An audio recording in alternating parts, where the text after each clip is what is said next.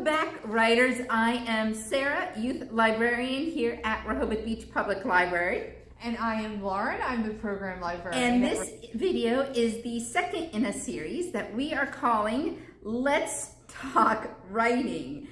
And we will be posting them throughout July. Several ourselves and having other authors, local authors and writers coming in to speak with us as well. So let's get into this week's video on, are you a plotter or a pantser?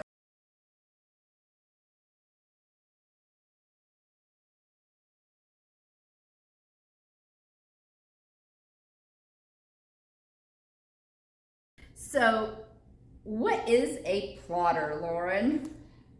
It's me. I'm a plotter. A plotter is someone who plans out a story ahead of time. They have an outline. They have probably the backstories of like every character in the story, and there's like a lot of planning beforehand before any actual writing the story gets done. And a pantser is me.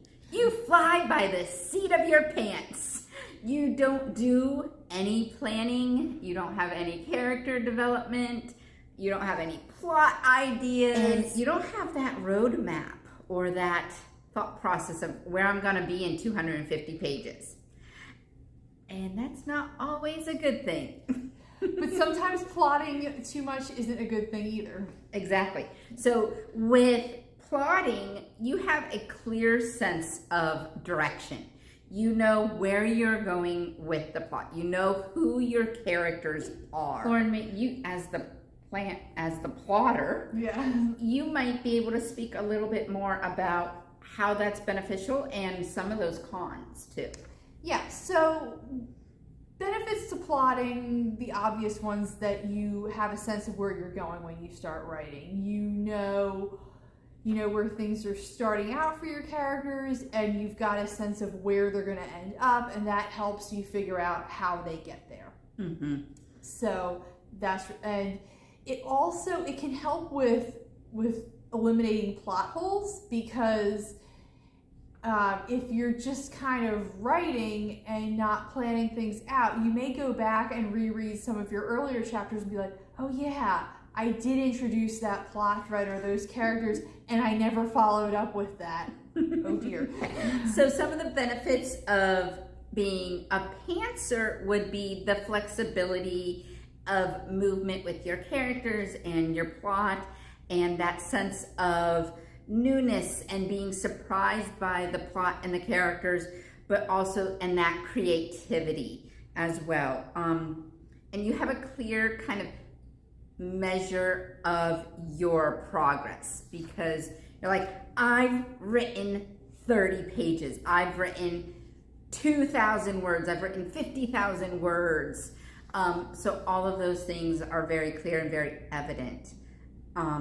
I know one of the kind of relating this to our next section, because we're going to be talking about the cons now, is with being a plotter.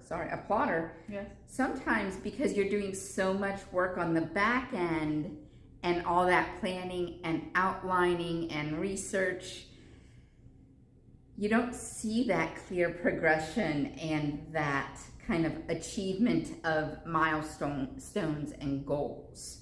Yeah, you can. I mean, I will still sometimes, I will count how many words I've written in the planning stage, because I need that little reinforcement that, yeah, you did do work. You did make progress. Yeah. But some of the other drawbacks to plotting, like I said, you can't eliminate certain scenarios entirely. You're still going to come across plot holes sometimes, and the worst thing with plotting is when you come across something in the middle of your work that doesn't make sense, but when you take it out, that disrupts all these other pieces. It's like a Jenga puzzle. You pulled the wrong board out, and now it's all come crashing down. Oh, no. But you have some of those same drawbacks and cons as a pantser, but you know, it's easier to get stuck, or it's you build in those plot holes because you're like, oh, I'm following this main road, but I forgot about this back in like chapter 2 or chapter 3, and then it's not, and then you have to rework that braid through pathway through the main roadway, and that's a little bit harder sometimes after you've done it.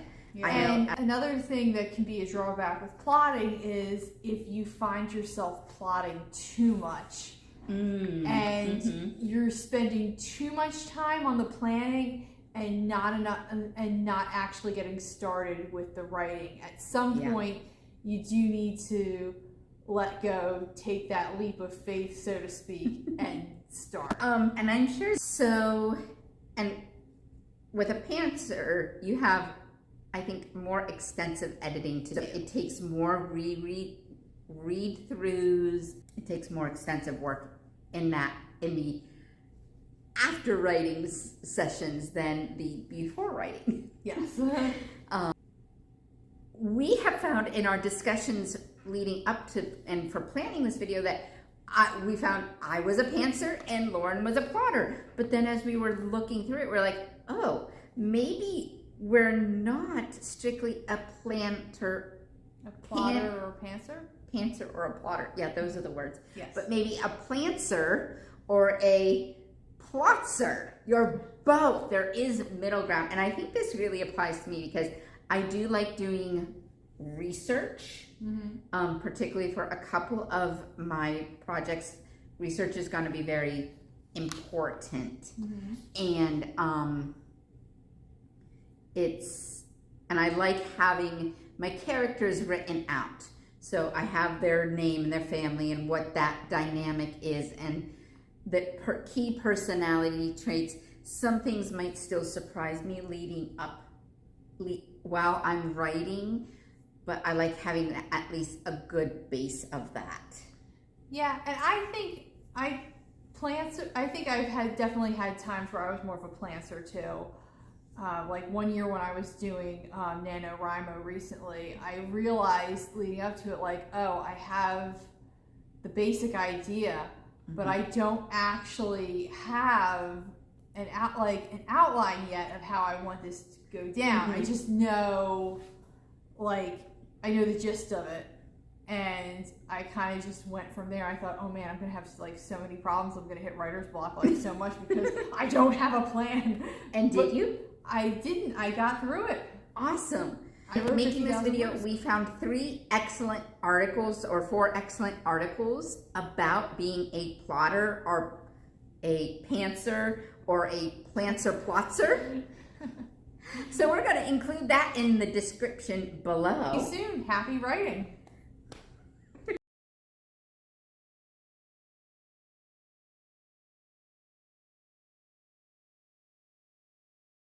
Ready? I'm ready. I'm ready. This is all got to be cut out. Yes. Woo! Yeah. Let's start over with that one. That sounds good. And I'm going to start. Okay? Okay.